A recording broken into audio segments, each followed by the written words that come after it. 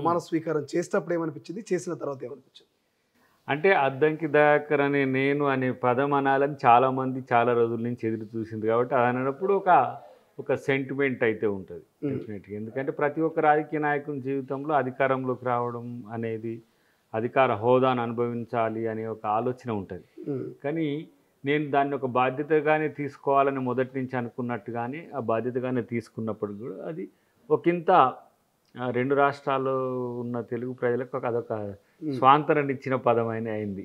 చాలా మంది అంటుండే. మహేష్ బాబు సినిమా చూసినప్పుడు అవన్నీ చూసినప్పుడు ఒక రకమైనటువంటి ఫీలింగ్ అనిపించేది ఇట్లా ఆ పదం అంటుంటే. అట్లా ఏమైనా మీకు ఏమైనా ఫీలింగ్ అనిపించిందా, అరే ఎన్నో రోజుల కళ ఇది అనేది?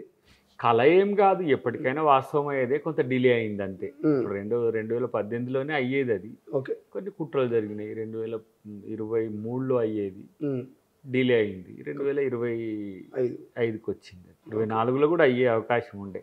కాకపోతే అది ఊరించినట్టుగా కనిపించడం వల్ల కూడా ఆతృత పెరిగింది ఎక్కువ చాలా మందికి. ఇప్పుడు అవుతుంది అనే దాంతో. But nothing special. బట్ అది ఎప్పటికైనా చేయాల్సింది, ఇంకా చాలా చేయాల్సింది ఉంటుంది కాబట్టి భవిష్యత్తులో ఇది ఒక మొదటి అడుగు ముందుకు పడ్డట్టుగా అనుకుంటా.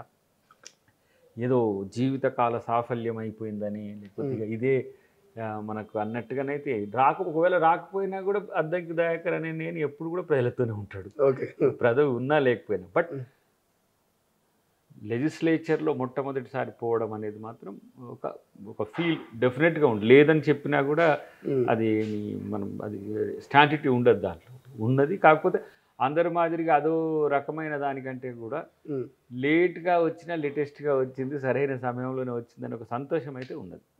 ఏమనిపించింది ప్రమాణ స్వీకారానికి వెళ్ళే ముందు? మేము చూస్తున్నాం, సో చాలామంది సెల్ఫీలు దిగుతున్నారు అక్కడ. చాలామంది ఎమ్మెల్సీలు దాదాపు 6 మంది 7 మంది ప్రమాణ స్వీకారంలో మీదే హైలైట్ కనిపిస్తుంది. అక్కడ వద్దన్నా కూడా సెల్ఫీలు దిగుతున్నారు, ముందు కూడా కదలినటువంటి పరిస్థితి. సో దయాకర్ ఎమ్మెల్సీ కాకముందు, ఎమ్మెల్సీ అయిన తర్వాత ఫ్యాన్ ఫాలోయింగ్ పెరిగిందా, అభిమానులు పెరిగిరా? అది ఎప్పుడు మూమెంట్ టైం నుంచి ఉంటుంది, అదొక సంతోషము భయం కూడా. భయం ఎందుకన్నా, అభిమానులు పెరిగితే భయం ఎందుకు? ఒక్కోసారి చాలా క్రౌడీ ఉంటారు. ఇప్పుడు ఏంటంటే ఇప్పుడు గన్మెన్స్ వస్తారు కాబట్టి కొంచెం కోఆర్డినేట్ చేస్తారు. ఓకే, బట్ ఇర్రెస్పెక్టివ్గా ఉంటుండే. అప్పుడైతే మన తుక్కుగూడ మీటింగ్లో ఒకసారి భయమైంది. ఓకే, స్టేజ్ మీద నుంచి మొదలు పెడితే బయటికి వెళ్ళేదానిక జనం ప్రేమనే భయం. అభిమానులను చూస్తే కూడా అద్దంకి భయం అవుతుంది అప్పుడప్పుడు. డెఫినెట్గా. అసలు ఒకసారి అయితే భయంసాలు. అప్పుడు ప్రకాష్ అంబేద్కర్ గారు నేను గెస్ట్లుగా ఉన్నాం దానికి. అంబేద్కర్ గారి చెయ్యి పోయిన తర్వాత మళ్ళీ పెట్టిండ్రు, అదొక బహిరంగ సభ పెట్టిండ్రు. ఆ రోజు ఆల్మోస్ట్ నేను కింద పడిపోయిన అనుకున్నా స్టేజ్ మీదకి వెళ్ళి. అంటే ఫోటోల కోసం గుంజడం అనేది కదా, తొక్కిసలాట అట్లా ఉంటుంది.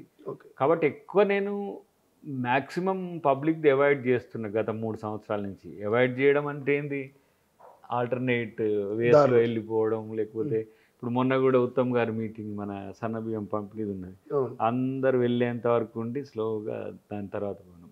అంటే ప్రజల అభిమానం ఎట్లుంటుంది అంటే, ప్రజల కోసం మాట్లాడతాం కదా టీవీలలో, చేసేటోళ్ళైనా మాట్లాడేటోళ్ళైనా వాళ్ళు ప్రేమతో చూస్తారు. ఆ అభిమానంకు పంచాయతీలు కూడా అవుతుంటాయి అప్పుడప్పుడు. ఒక ఫోటో దిగడానికి నా ప్రాబ్లం, నువ్వు ఏంటి దిగాల్సిందే నువ్వు అంటే ఇట్లా కొట్లాడతారు చాలా మంది. అంటే కొంచెం అప్పుడప్పుడు ఇరిటేట్ అవుతుంటాం కదా. అట్లా అసెంబ్లీలో కూడా మొన్న ఫస్ట్ నేను చేయాలి ప్రమాణ స్వీకారం. వాళ్ళది అయిపోయిన తర్వాత, ఏది టీచర్స్ అయిపోయిన తర్వాత ఇక మళ్ళీ పోయి చైర్మన్ ఆఫీస్లో కూర్చుని మళ్ళీ కొంత తెరిపోయిన తర్వాత కొంతమంది పోయిన తర్వాత వచ్చిన. అప్పటికి కూడా జానరెడ్డి గారు అంటుండే, నిన్న మళ్ళీ అయిపోయినాక నువ్వు జస్ట్ కాఫీకి రావాల్సి ఉండే కదా అని అంటే, ఇక నేను ఆ నుంచి బయటికి వచ్చి వీళ్ళందరినీ పంపించేసరికి వాళ్ళు వెళ్ళిపోయింది. అట్లా కొంత ఉంది. ఆ అభిమానం ఉంటుంది ఎప్పుడు. దాన్ని మనం ఒక ఏమంటాము, లక్కీగానే మనం అనుకుంటే మంచిది. సో ప్రమాణ స్వీకారం చేస్తున్న డేనే మీరు అటు వెళ్ళిపోయారు సిడబ్ల్యూసీ సమావేశాలకు. రాహుల్ గాంధీ అక్కడ వీళ్ళందరూ కలిసిరా, బ్లెస్సింగ్స్ ఏమైనా తీసుకోరా? ఇక అది ఒక జాతర నిజంగా. ఏఐసిసి ఆఫీస్ ఒకరు తెలుగు వాళ్ళమే కలుసుకోలేకపోయాను.